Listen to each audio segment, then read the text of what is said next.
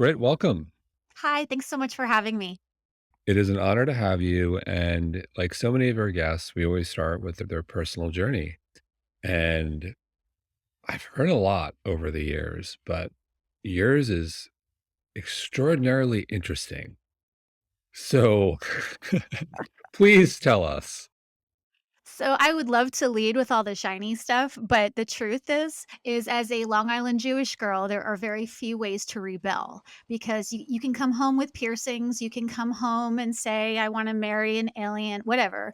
But the one thing you can't do as a Long Island Jewish girl is become a Christian. So I joined a Christian cult and left home and moved thousands of miles away in my effort to escape the habit and the pattern that I was born into, which was extreme. But that's sort of where my wellness journey actually started. Well, so a lot to unpack there. First of all, where on Long Island did you grow up? I'm from Long Island. Are you really? I'm from Yes. Smithtown. Okay. I grew up in Manhasset.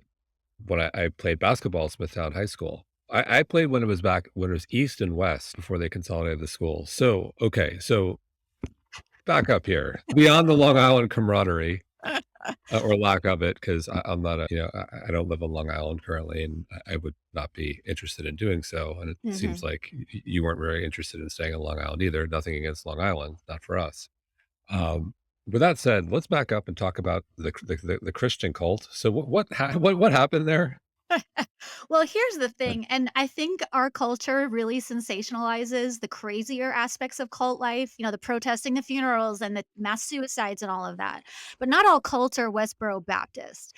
And for me, it was if I do what I'm told, if I read what I'm told, and if I follow these very strict dogmatic rules, I will have love and belonging. I will have brothers and sisters and moms and dad. It's like just add water and stir, and now you've been deemed as good and worthy. So it was a very effective way to bypass my pain, my trauma, all of the things about me that I didn't want to deal with. And I could just show up and do the things and be, quote, good. I mean, that doesn't work. It's not sustainable. But I do get the appeal initially if you're told, if you do this, you're good and we'll love you. Okay, sign me up. I'm in. And how long was that process from learning about the cult to kind of going all in and the transition? Did it happen overnight, over the course of time? I jumped in pretty hard and pretty furious. I was very good at it. I was a good before I became a drug addict and went 180 degrees the other way. It was probably a good 6, 7 years of doing that. And then people say, "Well, how did you get out?" And the answer was drugs and love addiction. That'll take you out of that life and put you in another one, which is equally as culty. It's just a different manifestation of dysfunction. Look, I think we could go so many directions, but I don't want to go too off the rails. I want to talk about your book and being stuck. But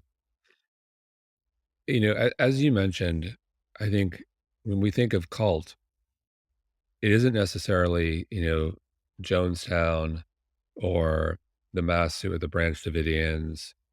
With that broader lens or definition, if you will, kind of see cults everywhere to Mhm. some degree. This notion of if you do this, if you buy that, if you think a certain way, you will get X and Y.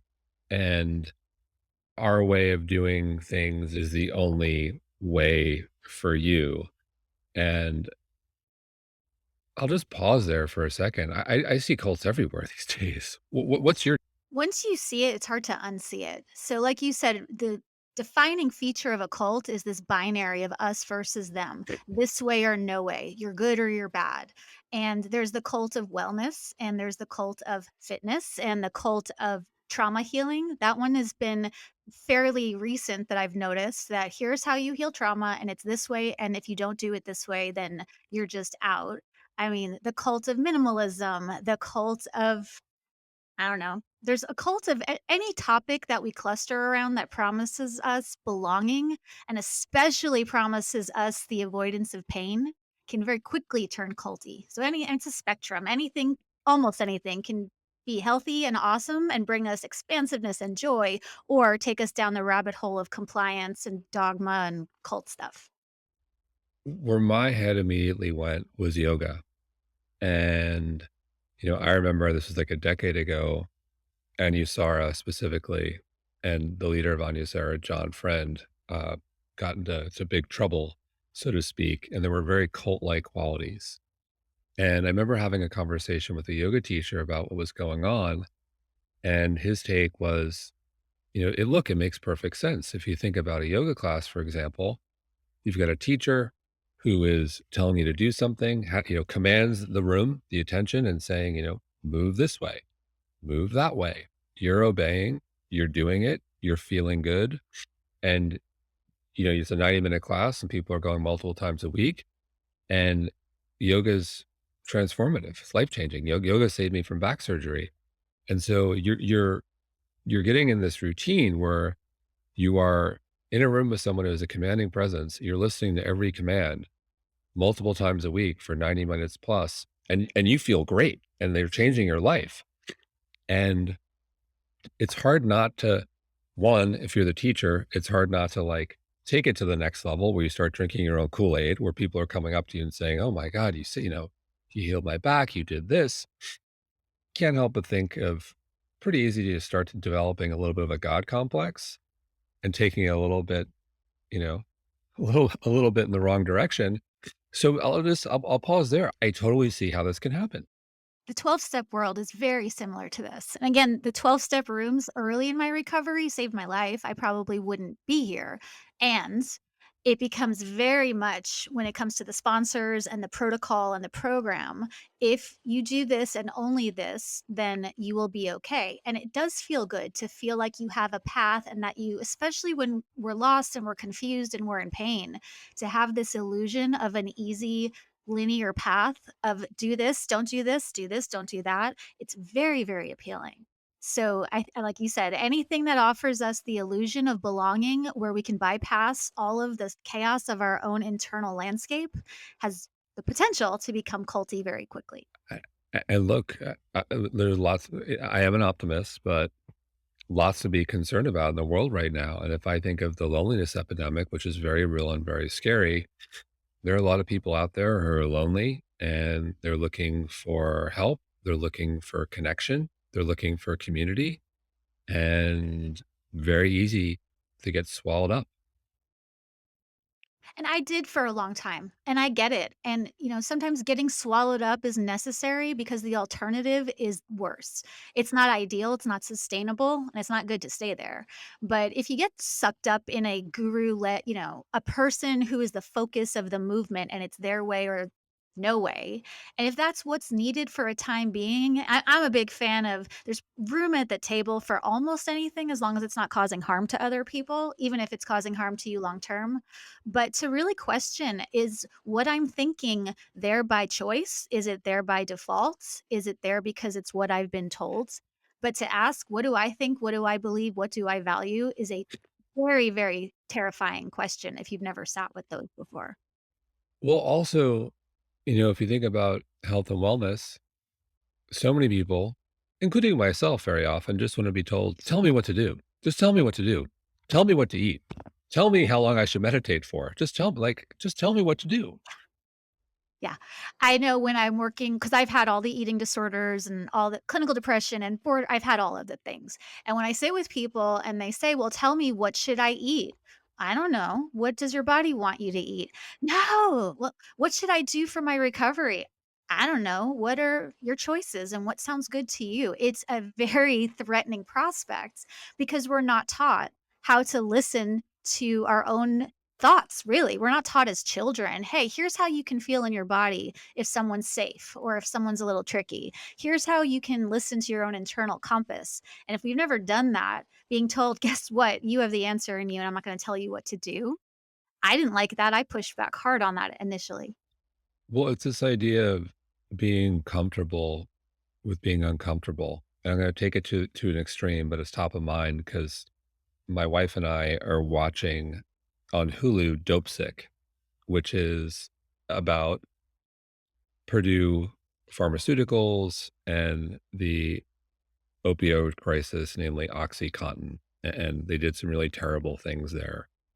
And top of mind, watched it last night. There's a scene where I believe the CEO of Purdue is really pushing hard to get the drug passed in Germany, and they're having, like, extraordinary pushback, and the pushback was it was largely culturally, and what was said was so interesting, was that Germans think that pain is part of the healing process, and so culturally, they're very resistant to this, quote, unquote, "wonder drug," although, it wasn't a wonder drug, it was very addictive, killed millions of people, destroyed lives.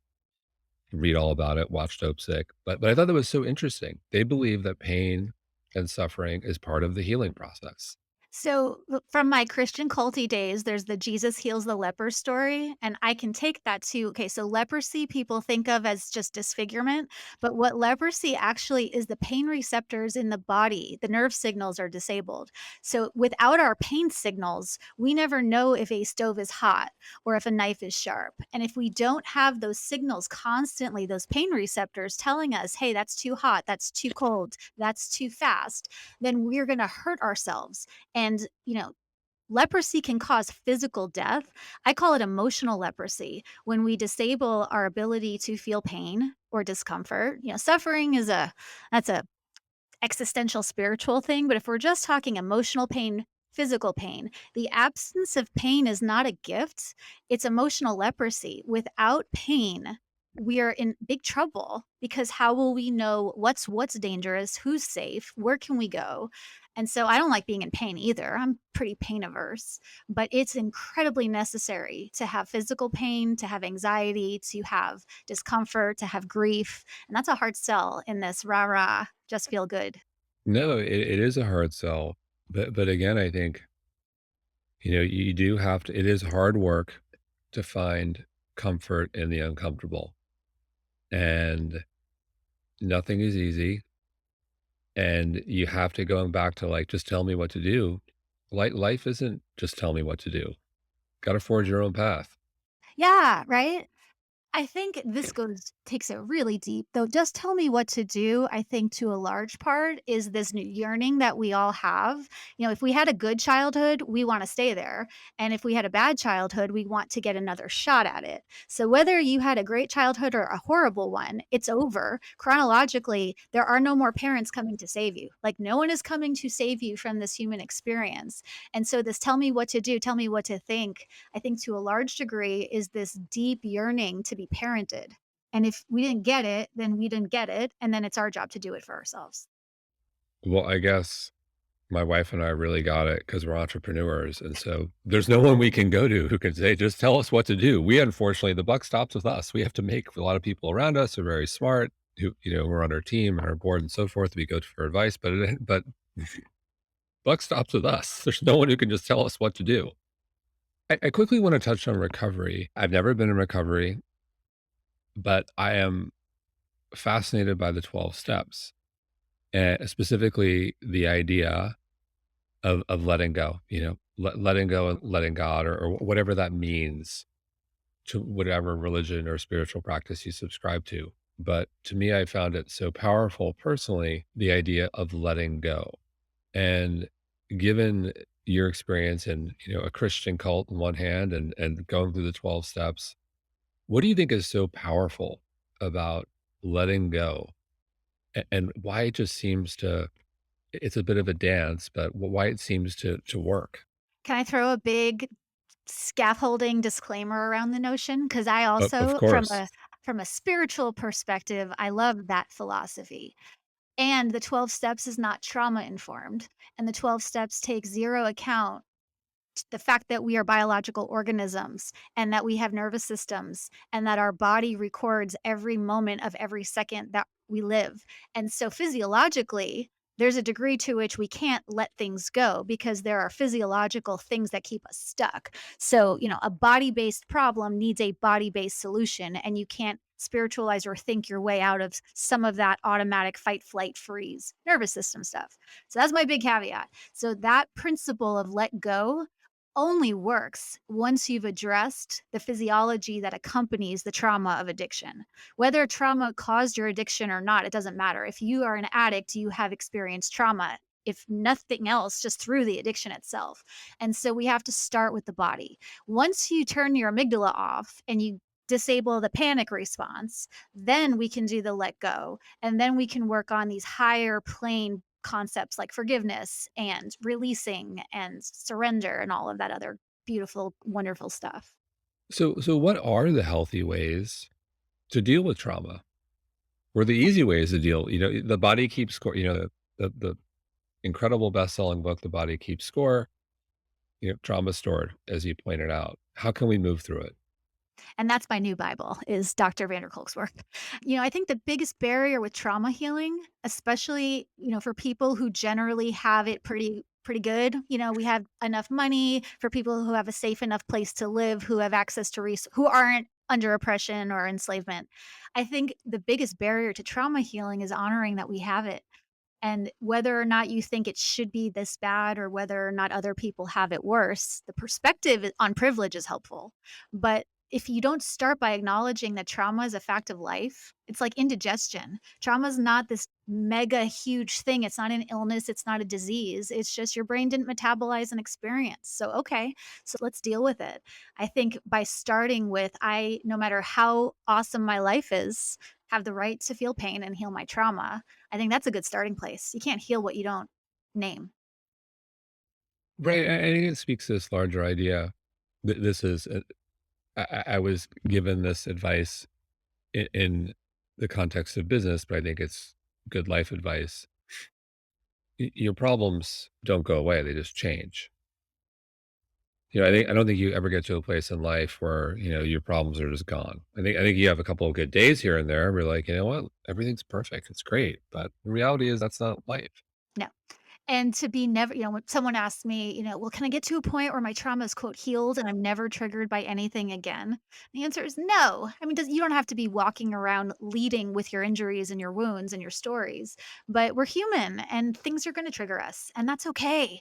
And to think that have to set us up with this expectation that we should achieve some zen level of bliss while we're having these human experiences, it sets us up for total failure. And I'm not suggesting that we ruminate and live in the negative because that's not honest, but spinning in gratitude and positivity is also not honest. So if we all take inventory and, just like in business, if we take inventory of what's true, we're going to find a mix of the good, the bad, the really ugly.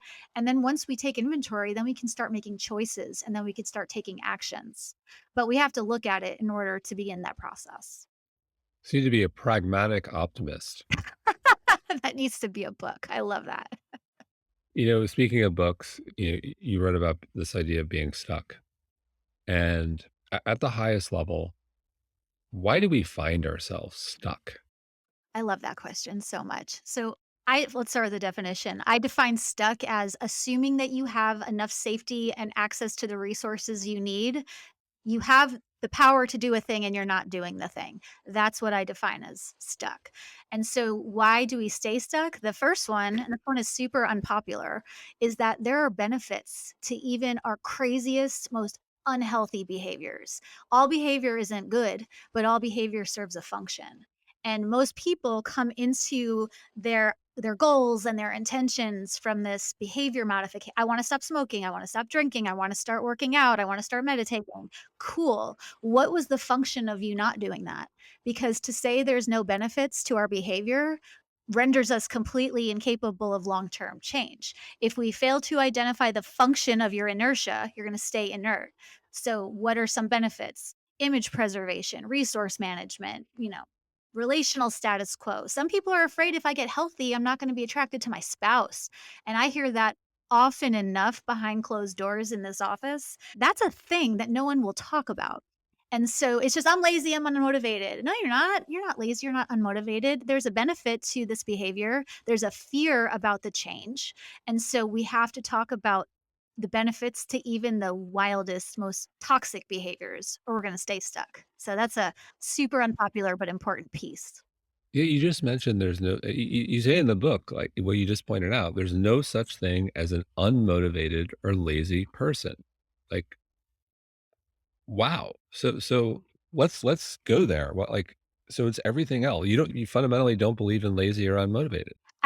People get so mad at me when I say that. I'm not saying that there aren't people doing destructive things. I was captain of that team, you know? Of course, we do things that annihilate our sanity and destroy our lives and render us completely immobile. Like, of course, the problem is real, but to call it laziness is inaccurate. So I have a parent who, I'm making this up. Let's say I have a parent whose child is, quote, lazy. Well, they're laying on the couch and they're smoking weed all day and they're doing nothing. Great. Who's paying their bills?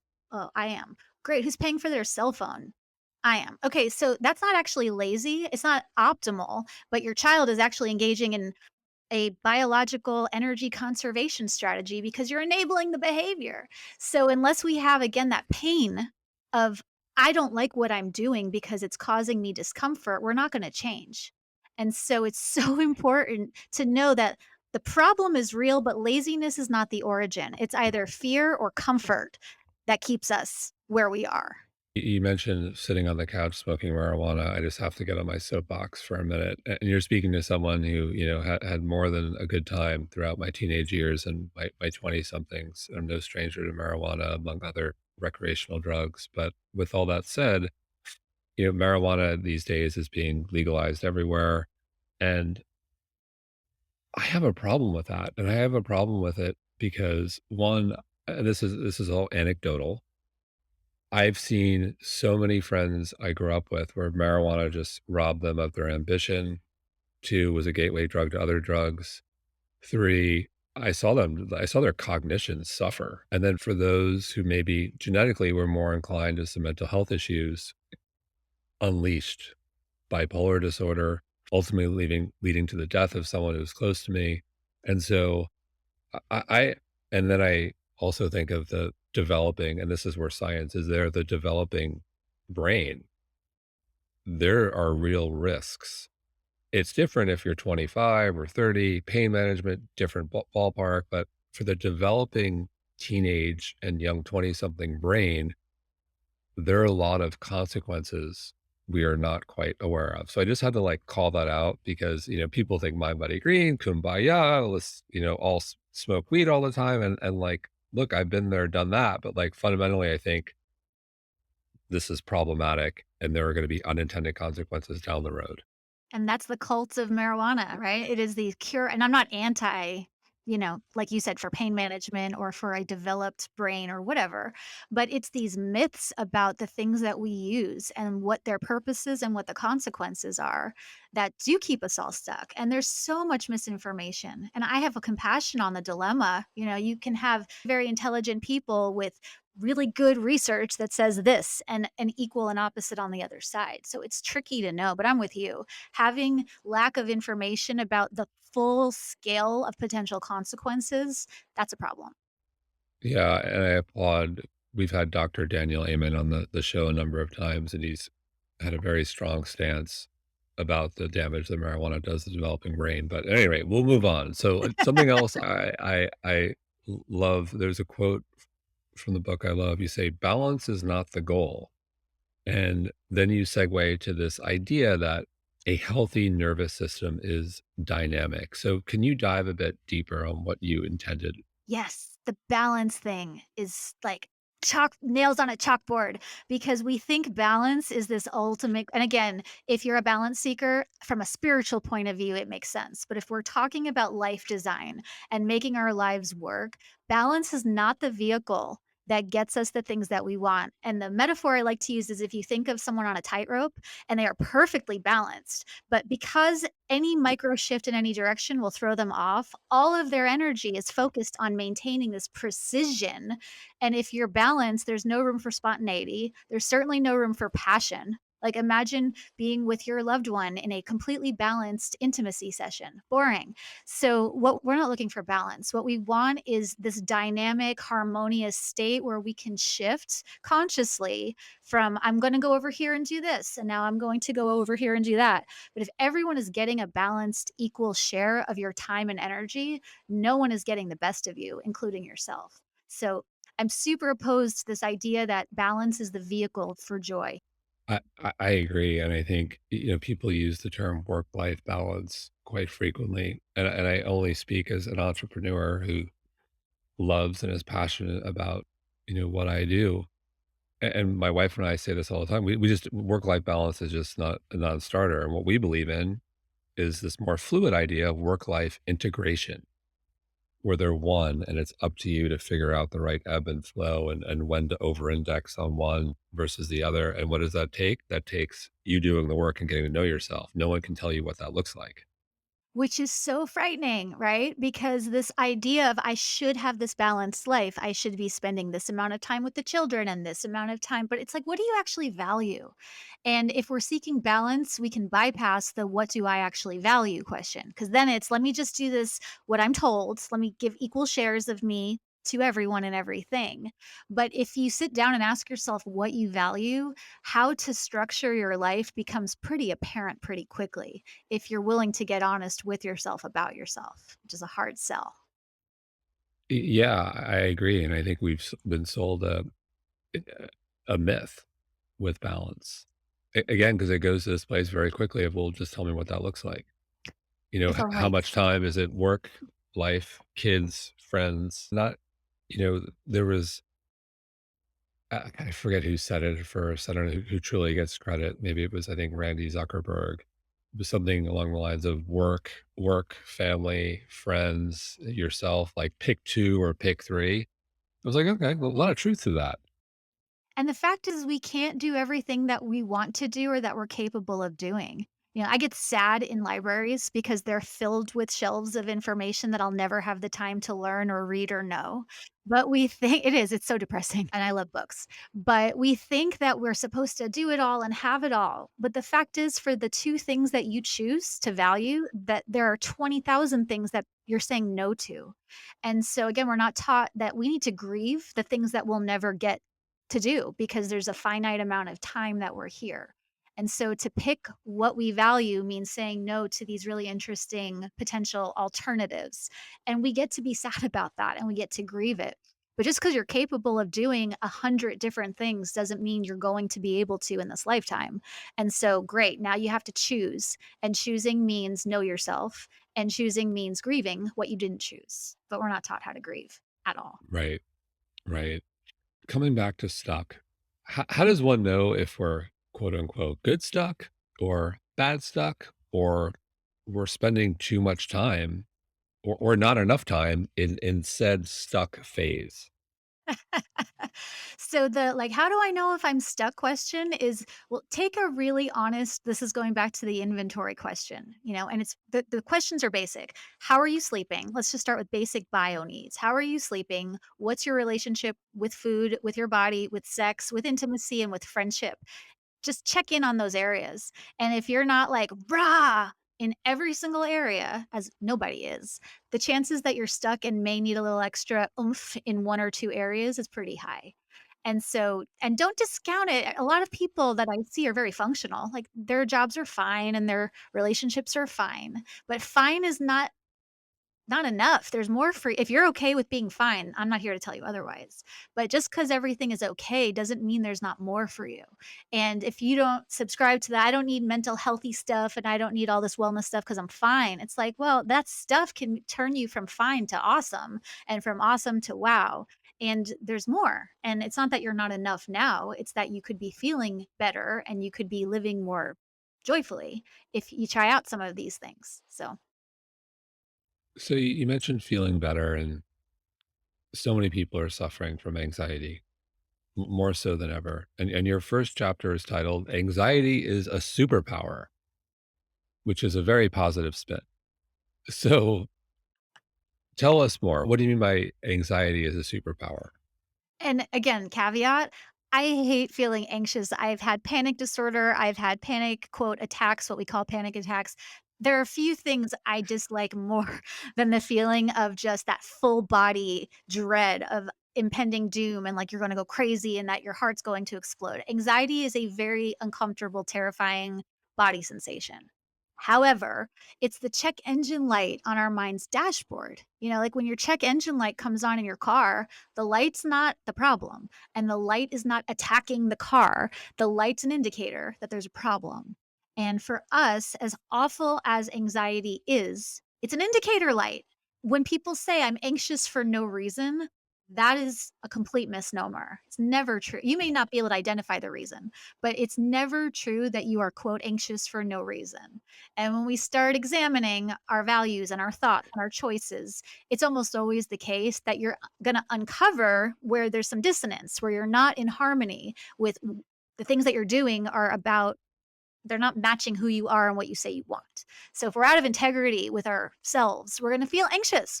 And we need to know that without the check engine light, without the smoke alarms in our house, we're going to be in danger. So anxiety is awful, but we need it. You mentioned dissonance, and you had another chapter title I thought was fascinating: Shadow Intelligence, Why You Need the Parts of Yourself You Hate. That's a good one. Pragmatic optimist here.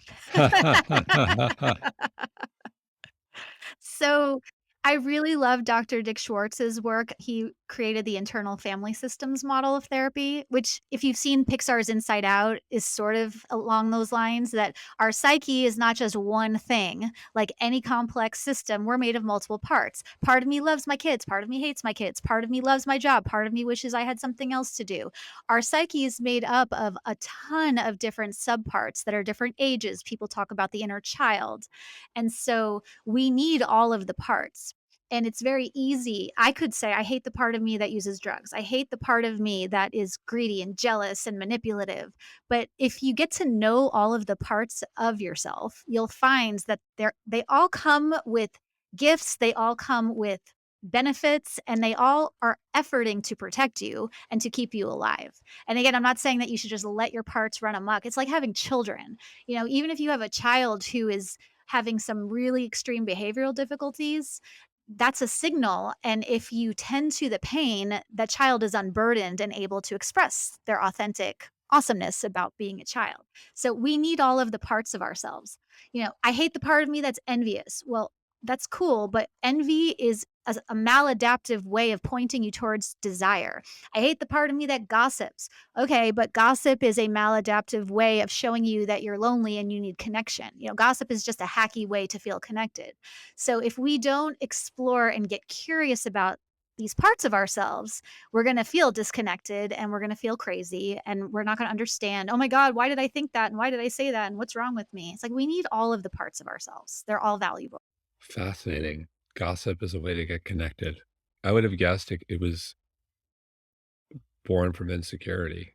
And it is completely. And Okay. I was such a gossipy, like, was not proud of the behavior, but the part of me that did that behavior. Again, not all behavior is acceptable, but the intentions make sense. Gossip is, oh, I have this piece of information. Now, this person who I don't think would like me otherwise will now give me the time of day. And it's, hey, did you hear the thing? And now I have value. Quote. So, building off of connection or lack of connection, if you're gossiping, it seems to me that coming out of COVID, coming out of isolation, kids not going to school, people not being able to see loved ones in person, going into the workplace, all the things we used to do. And again, coming back to the mental health epidemic, the loneliness epidemic, can you spend a minute about the power of like IRL meaningful connection and why it's so critical? I am an introvert and I love spending time alone, especially now that my thoughts aren't wild animals rushing at me all day. I am happy to spend days by myself, but we're wired for connection. Our physiology demands in real life eyeball to eyeball contact with other people. And it's not always available. And with COVID, it was obliterated. But I think that COVID really highlighted the need because we're all so busy that it feels like we're connected. It's like I'm rushing around, I'm doing the errands, I'm taking the kids to the places, but that's not connection. And when you quiet down the busyness of life, it uncovered how lonely, how isolated, how disconnected we actually all are. And there's nothing more powerful than being with another human who can mirror you back to you. And you need other people to mirror your worthiness and your value. And Dr. Brene Brown, you can't get rid of shame if you don't have another person that's sharing that with you and providing empathy and the, oh yeah, I get that, me too. I don't think COVID caused it. I think COVID revealed what was already happening. Well, it's so interesting. I had a doctor on the show during COVID, Dr. Jeffrey Rediger, who was in the heat of COVID, essentially a COVID ward in Boston, like nursing homes. This is like, think about like the worst of it in 2020, April 2020. And, he told stories of, you're in a nursing home and you have someone who maybe is suffering from cognitive decline and they're lonely anyway.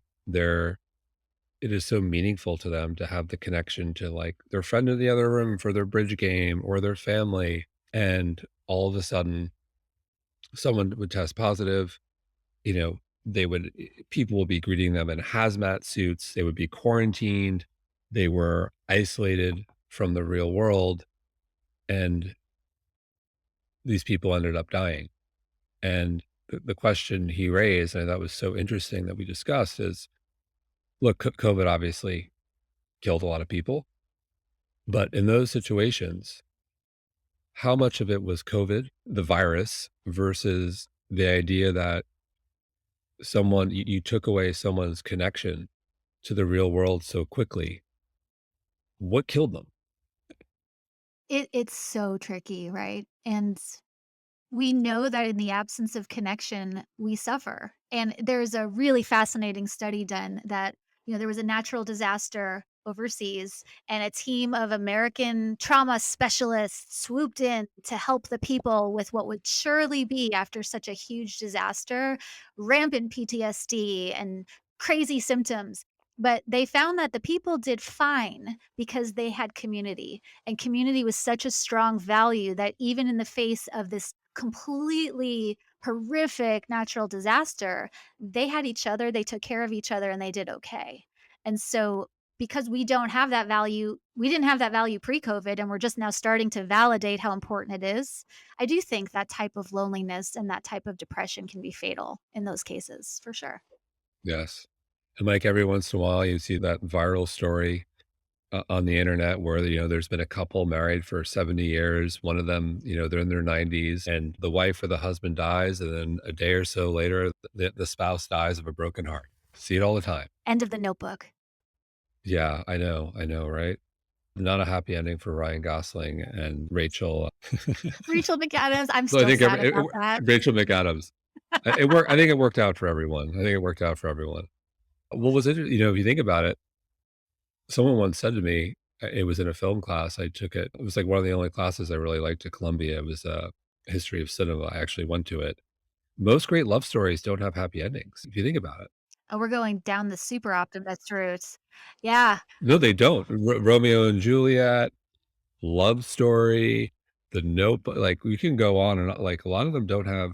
You use the word love, right? So Romeo and Juliet, I had a whole section on this in my book, but I took it out. They were 13 and they knew each other for 72 hours. And so that's pathology. And in Love Story, love means never having to say you're sorry. Like, what kind of crap is that? Like, okay, so what we call, and this is problematic too, what we call the great epic romances of our time are often really pathological, dysfunctional, toxic, codependent kinds of things, and we need to redefine what does love actually mean, because Beauty and the Beast is a Stockholm syndrome, narcissistic abuse, falling in love with your captor tale. Like, it's bad. We can deconstruct all of our great love stories and be like, "That's not what it should be." So for someone who's, I'm blessed, I'm happily married, going on, God, it's gonna be 13 years. I'm not in the dating game, but I hear from friends, I read and I think of all the apps and all the like, everything. I'm like, "Oh my god, this is," I don't know how, on one hand, it's wonderful, but on the other hand, wow, this is overwhelming. How do you think about dating and culture in 2022?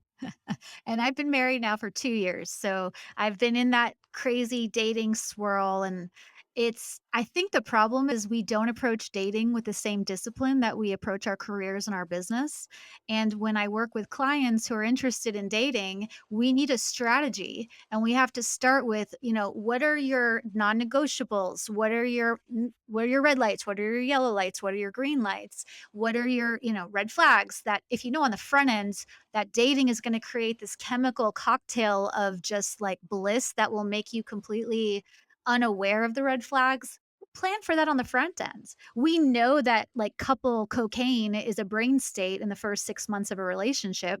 So plan on the front ends that you're not going to be able to see anything. Get your trusted friends, that's why we need connection, to surround you so they can tell you, "Hey, we're seeing this, we're noticing this," because you're not going to be able to see it. Is again, it's a physiological state of drug addiction we get into temporarily, hopefully, when we date, and that's not talked about at all, not nearly enough.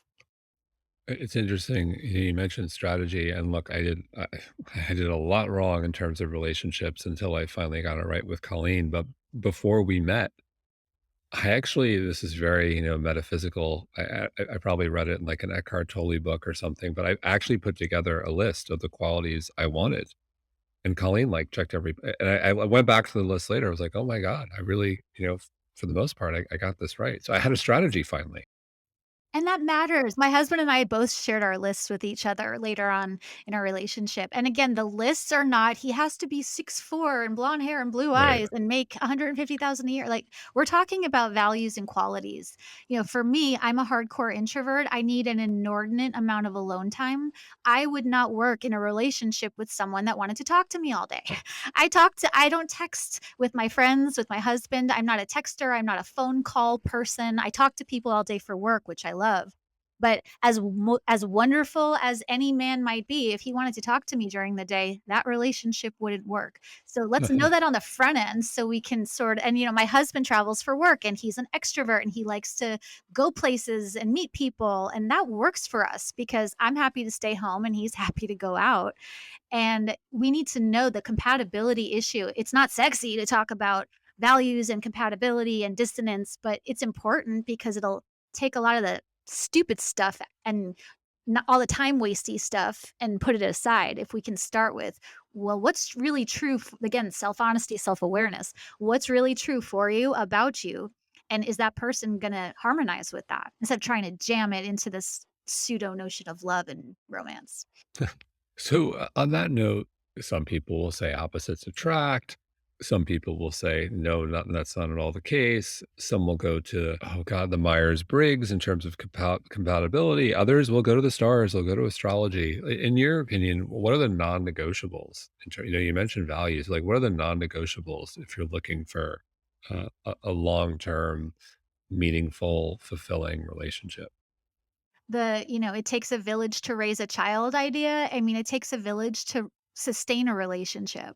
So if you don't have the infrastructure of your own friends and your own hobbies and your own wellness practices and your own mental hygiene stuff, if you don't have that in place before you enter a relationship, the likelihood that relationship will be functional or sustainable is pretty low.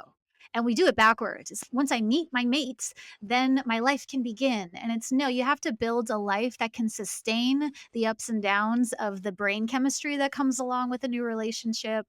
And, the relationship doesn't fix anything. And Yeah. like attracts like. So, however emotionally health, and this is not an always every for everyone, but generally your level of emotional health and functionality will find it may manifest in different ways, but like attracts like. Water seeks its own level, that kind of theory. But a non-negotiable for anybody, regardless of your values, should be if we're I don't like should, but if we're talking just like how we're structured and how we're built, should be build your life and make sure that your life is working before you attach yourself to another human. Got to have your house in order. It's so cliche, but it's true. And what do you say?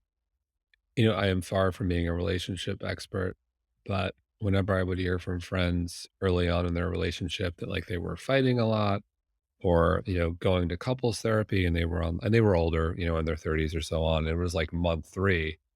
My unsolicited opinion would always be things are pretty good right now. If you're having issues now, wait until shit hits the fan.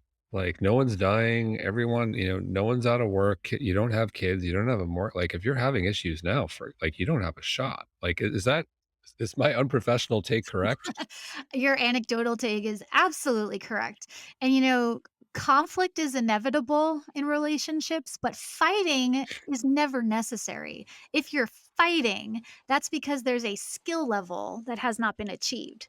Again, conflict and shit hitting the fan, that'll always happen. But this very unskillful way we've been taught to scream at each other and fight with each other. That's been normalized in all of our stories, TV shows, movies, whatever. But the screaming, yelling thing doesn't work. And so I would say if you're doing that early in your relationship, maybe hit pause and start to develop the skill set that you're going to need to sustain the ups and downs of life within the relationship. Well said. So, in closing, I'm going to bring it back to stuck. And in the spirit of just telling people what to do, let's try to tell people what to do. So, for all of our listeners who, are going to find themselves stuck, what advice do you have when we feel like we're stuck? Like, how do we get some inertia? How do we start moving? What are the non-negotiables to start moving forward? Okay, here's the prescriptive. Here's what you do. The first question most people ask with whatever their stuck thing is why am I doing this? Why am I feeling this way? That is not the starting question. You don't walk up to a burning building and ask, why is this building on fire? Like the first question is, what do we need to do to get the people out? Who's in there? Let's get them out. We'll figure out why later. So this analysis paralysis introspection thing is not the starting place. So if you're stuck and you're asking, why am I stuck? Switch that why question, just toss it and change it to a what question. Instead of why am I stuck, it's what are my actual choices right now? What are my resources? And then, and this one's the kicker, of that list of options, what am I willing to say yes to today? No matter how small, but stuck turns into unstuck the second you say yes to anything of any degree in any direction. So, what are my choices and resources? And of those, what can I say yes to today? And then don't beat yourself up. If today's not your day to run a marathon, take a walk around the block. Check. Now you're unstuck. And then tomorrow, do another thing. And then do another thing. So change your whys to what's, and you'll be able to get rolling a lot faster. I love it. Britt, thank you so much. Thank you.